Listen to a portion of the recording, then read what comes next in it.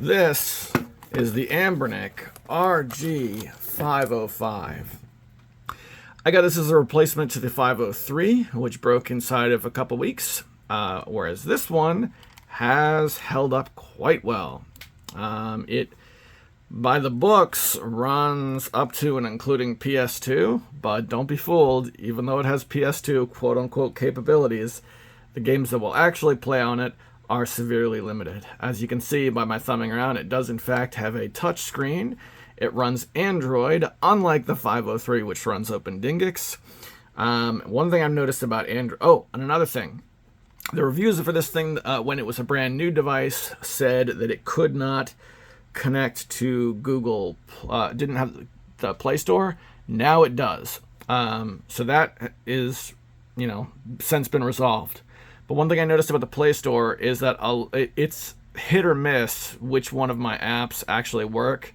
For example, the Pizza Boy GBA emulator, that works quite well, and I like it because the Pizza Boy ones have, they have multiplayer capabilities, but the Pizza Boy Game Boy Color emulator doesn't work, and that sucks because that's the one I like the most. As far as other Android stuff is concerned, Minecraft works on it, which my kids love. They usually scoop this thing up so you can play, Minecraft on it. It runs surprisingly well too. Like the draw distance is a little bit better than my phone, but of course not nearly as good as a PC. One thing that's weird about playing Minecraft on this thing is that the prompts. You see this left button for crafting? Okay, well, I'm going to press that, and it does something else. It still works, but the on-screen prompts do not match the actual button functions, which is kind of funny. All right, let's talk about what it can do natively. Take a look at the right side here. Oh, first of all, that's your power button at the bottom. It's very small. And over on the right side, we have these two things. And if you press the circular button, it goes to, the native emulator menu, okay? And what sets this apart from the OpenDingix versions is that each one of these, you have to go in and direct it to where your ROM folder is, which initially is more of a pain because you have to have a little extra configuration. But long term, I actually like it more because it gives me more control over how I organize things. And that same button that brings this in, if you press it again, it jumps you back to the main screen. So what I've ended up doing, if I'm in a program, I've been pressing it twice, and that will exit and bring me back to the main screen. Then we have this thing, which is like, I guess you would call that a function button, because what it does is different depending on what you're into, or what program you have open. Here, this will probably be the best way to show you. Yeah, there we go. All right, so we got Mario 64 up and running, and you can see it runs pretty well. It runs very good, actually. I have to say that the Nintendo 64 functionality surpasses the 503, which I'm really happy about. So let's press that mystery button. Boop. Now we've got some emulator options. So it's like an options button when you're playing games from the direct menu. See, you scroll up on the bottom and you have your little normal Android things. So I press the little square, come on, and I can see what's open. You have to do this after you switch games a few times because you're going to want to clear the memory. See that game I just had open? It's still open. There we go. That just released 339 megabytes of memory, because it closed the Nintendo 64. So let's see what it can do with some higher end things here. It does tout PS2, and this was, exciting to me when I first saw it. I knew it was going to be limited, but the only game I've been able to play on it with any consistency is good old-fashioned Unreal Tournament, and I'll spare you the loading here.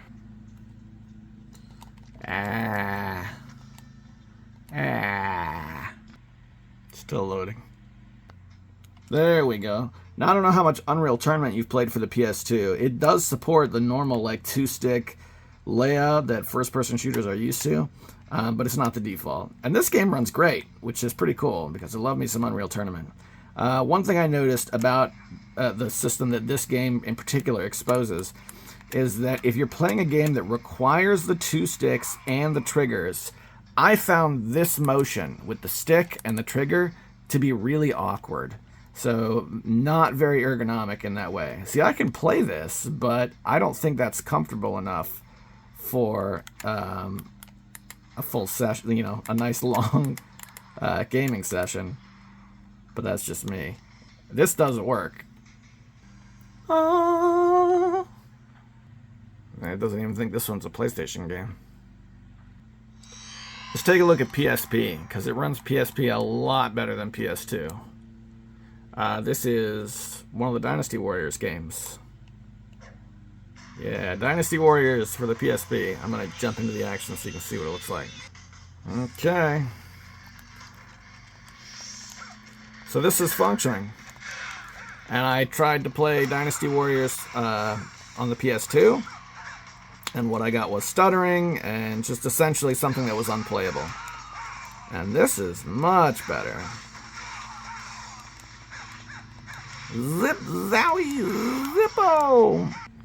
One of the things I like about the native ROM picker is that, I mean, you have this big list that's essentially unnavigatable, but the not only favorite games, but also recent games, right? You can see I was playing some Final Fantasy II along with Tiger Claw Radio, and down below we have my copy of the Zelda randomizer. And this is how I play that, you know? I look at these big systems, and I can't help but think, hey man, that's really overkill to be your NES device. But you know what? I actually really like it. I think it does quite well. So there you have it. That's the 505.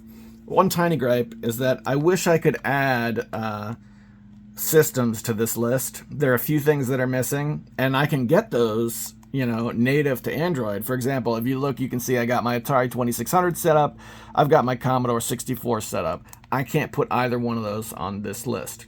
So, you know, I would like to see that updated, but not really a big deal.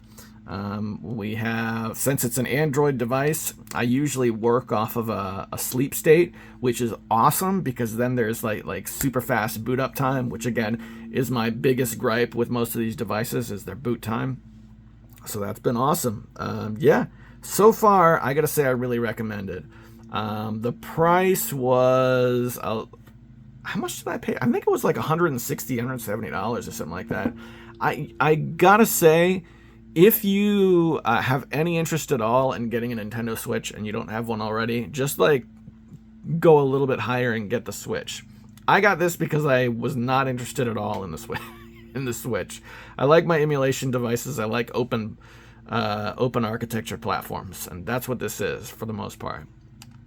So there you go. That's the Anbernic 505, and I'm sure there will be something bigger, better, cheaper on the market in the near future. And when there is, we'll talk about it then. Thanks for watching.